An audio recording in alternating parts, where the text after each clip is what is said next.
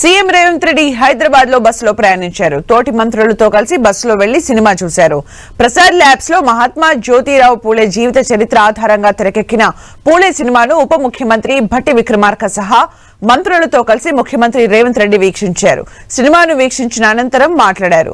జ్యోతిరావు పూలే, ఆయన భార్య సావిత్రిబాయి పూలే సమాజం కోసం చేసిన త్యాగాలను ఈ సినిమా కళ్లకు కట్టినట్లు చూపించిందని కొనియాడారు. దర్శకుడు అనంత్ మహాదేవన్ ఈ చిత్రాన్ని అద్భుతంగా తెరకెక్కించారని ప్రశ్నించారు.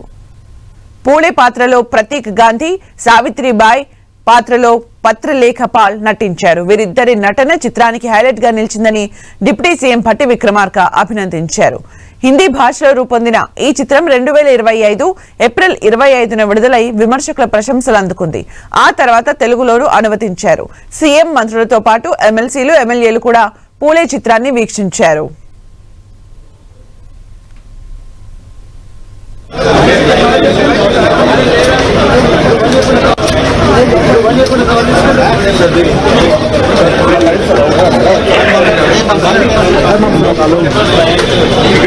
भाई